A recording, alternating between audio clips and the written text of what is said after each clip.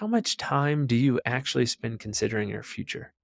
And how definitive are you about something you want to see happen? Do you remind yourself of your vision with every decision you make?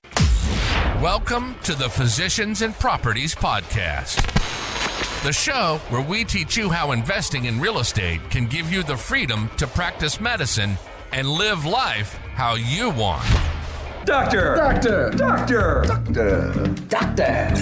Now, here's your host, Dr. Alex Schloe.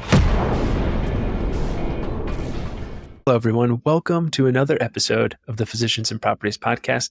As always, I'm your host, Dr. Alex Schloe. Hey, would you do me a favor before we get started? If you have learned something from the Physicians and Properties Podcast and you have not yet left us a 5-star rating and a review, could you please do that? That helps us reach the physicians that we need to reach. Thank you so much for paying it forward. If you've been listening for a while, you know that typically we will interview incredible real estate investors and entrepreneurs on this show. And sometimes we'll have some solo episodes, which I really enjoy. In these solo episodes, I typically get a chance to talk to you about something that I've learned. And I really enjoy these episodes. And today is going to be one of those. In this episode, we're going to talk about the one question that will make every decision in your life easier. If you know me, you know I'm an avid reader. I love to read. I try and read 30 minutes to an hour every day. Most of the time, this is before bed. And one book I'm reading right now is called The Gap and the Gain by Dan Sullivan and Benjamin Hardy. If you have not yet read this book, please go buy it. It will change your life. I am about 110 pages through this book, and it has been unbelievable. Just ask my wife, Stephanie. She knows that too often I live in the gap and not in the gain. You'll have to read the book to learn a little bit more about what that means and how that can impact your life. But there's one story and one concept in the beginning of the book that just really hit me hard, and I can't stop thinking about this concept. Really, this one question that will make every decision in your life easier, and you can measure every decision against your goal. So the important thing is to figure out what your goal is, and then you'll be able to use this question or a variant of it to measure every decision you make against that goal to help you to achieve your goals, to help you achieve these big, hairy, audacious goals that you don't even think are possible. You can do that with the right mindset and with this one question. So let's get started. The British rowing team had not won a gold medal since 1912. They, frankly, did not have a good rowing program. It was rubbish. But something changed. In anticipation of the 2000 Sydney Olympics, the team developed a strategy that changed everything and allowed them to go from being an average rowing team to winning Olympic gold at the 2000 Sydney Olympics. With this one strategy, they changed everything. And within this strategy is several key principles that are essential to success beyond your wildest imagination. There's also plenty of scientific backing in performance psychology that also shows that this intention, this implementation intention, is a strategy that can be helpful for you. So you're probably wondering, what is this strategy, or what is the question that transformed the British rowing team? It was simple. It was this: will it make the boat go faster? Will it make the boat go faster? You see, in psychology, in performance psychology, there's a concept known as an implementation intention. It's a strategy to plan for the worst so that you can perform your best. For example, often endurance athletes have to pre-plan the conditions in which they'll complete an event, but more importantly, when they will quit an event. If they don't predetermine when they will stop premature. Navy SEALs have the 40% rule, which means you typically hit mental resistance at about 40% of your actual capacity. That's where most people quit. So if you have an implementation intention in place, you can overcome the tendency to stop when something starts being uncomfortable or difficult. At the most basic level, an implementation intention is a pre-planned response to a specific obstacle. What makes this so powerful, in addition to visualizing you achieving the goal, you're also visualizing the process, but you're also thinking of all the ways it could go wrong. And you have a simple and triggered response to overcome any obstacle you may experience along that path. This brings us back to the British rowing team of the 2000 Sydney Olympics. They developed one question response to every single decision that they made. This one question allowed them to measure every situation, decision, and obstacle, and not to get derailed when most people would, and when most people do. With every decision or opportunity, every member of the team was committed to asking themselves the question, will it make the boat go faster? For example, you get invited to a late night party before training. Will it make the boat go faster? The answer is no. So the decision is no. Oh, you're really tempted to eat a donut? Will it make the boat go faster? The answer is no. The British rowing team used this single question, which is a profound implementation intention, to quickly escalate their unity, skills, condition, and training. They were all in on this one question, will it make the boat go faster? Not only did it make the boat go faster, they destroyed their competition and they won gold. They went from not winning a medal since 1912 and being, frankly, a rubbish rowing team to winning the gold at the 2000 Sydney Olympics by asking themselves the one question, will it make the boat go faster? This changed everything, absolutely everything. The question is, do you really want to achieve your goal? Because if you do, there's no excuses.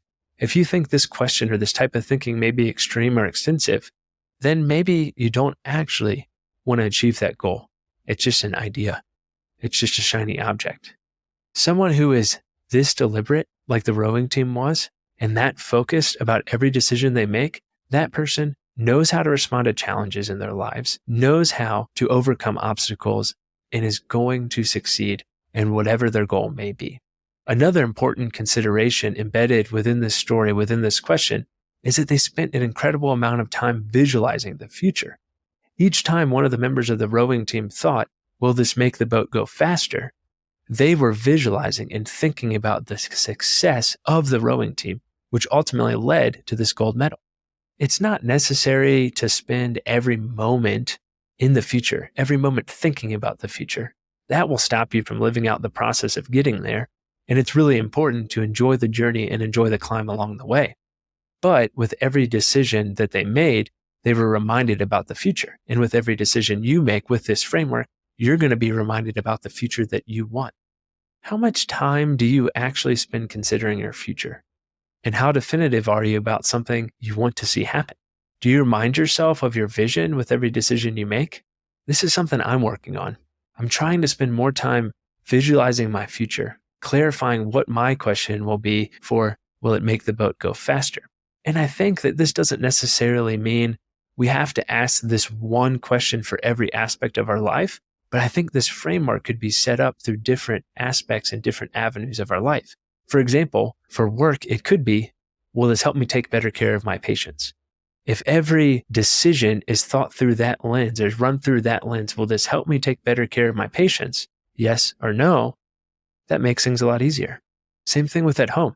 Will it help me spend more time with my spouse or my kids? Yes or no? These implementation intentions can be so powerful if they're used correctly, if they're used every day, and if every decision runs through this framework. When you give yourself time to really think about what you want to see happen, you start to get a lot of insights about how to make it happen. Lots of potential experience and events don't happen for people because once they get the idea, they write it down, or not even. They mentally notate that, and then they forget about it. Writing it down would be one more step. They don't give themselves that 15 to 20 minutes to write it down and think clearly about how to validate it, consciously create it, visualize it, and come up with this implementation intention. Very few people are thoughtful about their future. And by being thoughtful about our future, we can see it and we can achieve it. So we can combine being thoughtful and deliberate about our future with the use of implementation intentions to get there. And by combining these two things, you're going to succeed. Just like the rowing team. You spend so much time building your future and you use every decision you make to get there. You often use leaps you make in your progression to rewrite your future goals. You don't get too stuck. You don't get too narrow. You have a fluid future, but it's deliberate. You're definitive about experiencing the most growth possible. With every experience you have, you reconsider how to expand your future. What would your life look like if every decision you made was against your future vision? How much more intentional would your day be? How much more thoughtful would the details of your life be if you spent time in your future thinking, planning, visualizing, and acting about what will make the boat go faster? So I want you today to think about this. Will it make the boat go faster?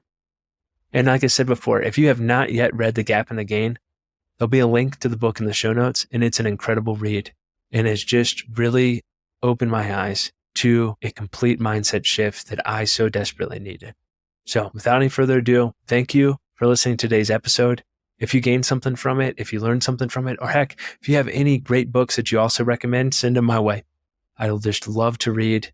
A book is a $10 to $20 investment into the wisdom of a genius. We're able to spend $10 to $20 and get these mindsets, these thoughts, these ideas from geniuses right in our home that we can digest that will change our lives. Take care. Hey, real quick, if you're still listening to this, I'm assuming you got value from it. So I need your help specifically. My 2-year vision with this podcast is to help 100,000 physicians learn how investing in real estate can give you the freedom to practice medicine and live life how you want. There are 2 main ways that a podcast grows. One is through ratings and reviews, and the other is word of mouth. If you can please leave me a 5-star rating and review on Apple Podcasts and Spotify, as well as send this to 1 to 2 friends that you think would get value from it, we can reach the physicians that we want to reach. Thanks in advance, and talk to you on the next episode. Please note that the information shared on this podcast is for informational purposes only. It should not be considered financial or medical advice. The views expressed on this podcast are those of the host and the guest and do not necessarily reflect the views of the Department of Defense or the United States Air Force.